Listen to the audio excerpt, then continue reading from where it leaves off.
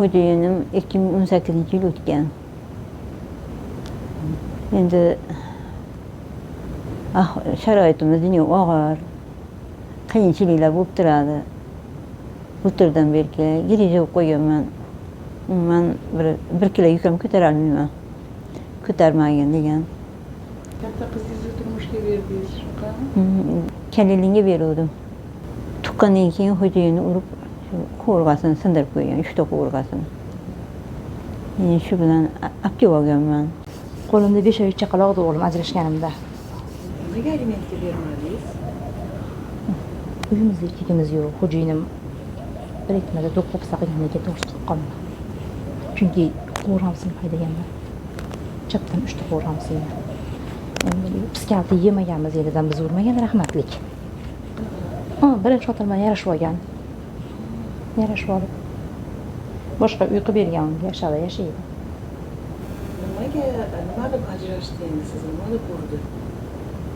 Arzimagan sabab. Men uxlab qolib, o'tirib bolamni qaragan. Arzimagan. Shunaqasidan sen uxlayverasan deb. Shunaqasidan. Keyin bu qiz olgandan keyin u xotinini Toshkentga olib borib qo'ydi. Toshkentga borib kelib yurib. Surishtirmadingizmi qizingizni berishdan oldin? Ajrashdi degani uchun endi biz ham ishonuvdik. Yashamaydi deyishib nima qilganiga. U bola o'zi ham yashamayman degan ekan qizimga. Shuni ishonib endi nima qildik? Bo'lmadi. Urib qovurg'asini sindirdi, shunaqa bo'lib olib kelib oldim. Sudga bermadinglarmi? Aliment so'ramaylar debdi. Nimaga? Mahalla komitetlar, uchastko'ylar endi aralashib qamatmaylar. Mahalla komitetlar o'zimiz nima qilamiz, yordam beramiz, nima qilmaylar, ana u mana u Nima deydi. ish qiladi kuyovingiz? Mashina minar ekan. Ilgari Toshkentga qatnardi, hozir mana shu yerda kira qiladi deyishadi-yu, ko'rgan yo'qman, bilmayman. Boshqa keyin sudga murojaat ham qilmadik. Aytdim, qo'y, endi bitta bolangni bor xohlasan, Xudo rizqini beradi deb nima qilmadim. Kasbga egasi bo'lishdi. Endi paytida o'ylagandik. Endi bolalar ortmayapmiz. Yo'q, hozir masalan hozir ham kechmas. Biror bir joyda o'qisangiz, kurslarni tugatib, nima xalaqit beradi? Yetishmovchilik ham beradi. Yetkazolmasangiz ilojingiz yo'q ekanda. Qaysi kasb yoqadi siz o'zingizga masalan? Ko'proq hamshiralikka qiziqardim. Hamshiralikka qiziqardim. Meni qo'lim ketib qolgan, nombordan qilaveraman.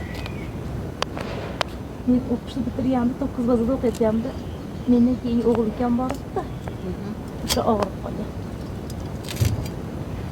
Keyin ukangiz og'rigandan keyin o'qiy olmadingiz, a? Nima ish qildingiz keyin siz? Gektarga chiqdim. Ha, gektar qildingiz. Gektarga chiqdim. Ukam og'ridi. Ukam u og'rigandan keyin yillar davomida og'ridi. 18 yoshda o'tib qoldi. O'g'lim ham bor edi, o'tib qolgan. 2014-yil o'tgan. Hozir endi ikkita qizingiz bor. Kichkina qizingiz necha yoshda? 20 dan o'tib qoldi ya. Qizlaringizni o'qitmagansiz, a? Yo'q, imkoniyat bo'lmadi, endi iloji yo'q.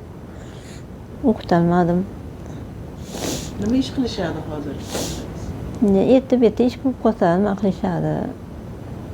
Ancha-muncha lebaga chiqishib, mana qilib arada ish bo'lsa, bo'lmasa uyda endi uylari to'markaga nima qilishib yuradi, uyda ishlar qilishib.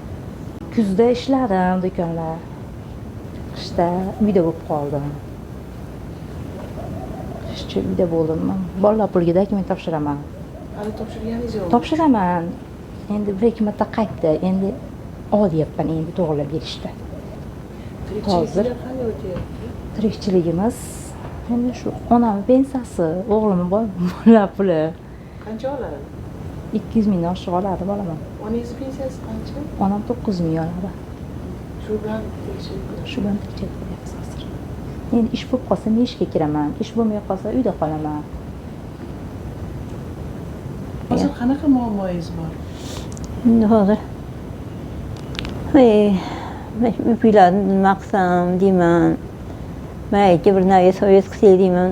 Sog'lig'ingiz bormi? Qancha qarzingiz? İşte bor endi qarzimiz. Sog'liqdanmi qarzingiz? Sog'liqdan ham bor. Yana? 2 milyon, 3 milyon bo'lib qoldi shekilli u ham. Yana nimadan qarzingiz bor? Shekilli deydi endi o'g'riganimda picha undan bundan olganmiz. Qarz olgansiz. Qarz olganmiz. Elektrdan ham qarzingiz bormi? Bo'lsa kerak bilmaydi, uni qachondan beri birov borganimiz ham yo'qmiz. Nima ham qilgan yo'qmiz. Endi hozircha yonib turibdi-yu, bilmaydi. Qanaqa bo'ldi, nima bo'ldi. Ko'pchilik yillar qanday o'tyapti? Endi bu narsa qilib eplab turibmiz. Tirikchilikni ham. Nevarangiz bog'chaga bormaydi? Yo'q, endi har zamonda aytdim, mahallamizda bog'cha bor. Boradi-yu, girib bo'lib qoladi. Immuniteti pastmi? Girib bo'lib og'rib qoladi, yana bormaydi, yana picha yaxshi bo'lib qolsa, yana bir 3-4 kun boradi, yana astana bo'lib yuribmiz. Bor edi, pichoq qo'ydim, mana shu qo'rg'onga sarflayman deb turdim. O'g'lim tobaynib qoldi. O'shanga Hojiakbar akaga olib borib 3 kunda olatdim. Hozir o'sish mablag'im yetmayapti endi qo'rg'onimga olib ikkani. Endi balgar ekmoqchiman metga. Nariyag'iga ponni pomidor ekmoqchiman. O'shanga agatini nima qilib tortib tayyorlab qo'ydim.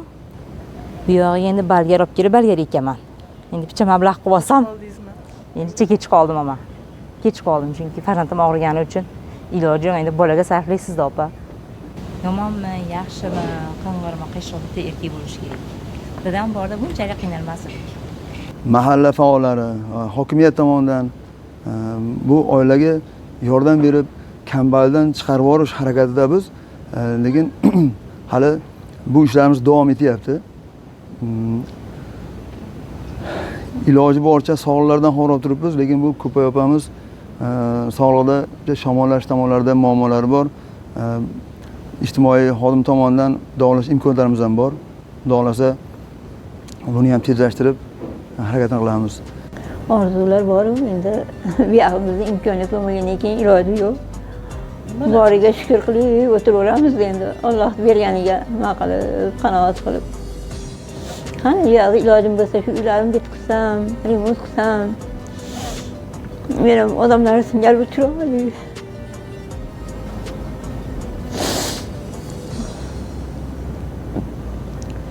Yashasa deyman endi.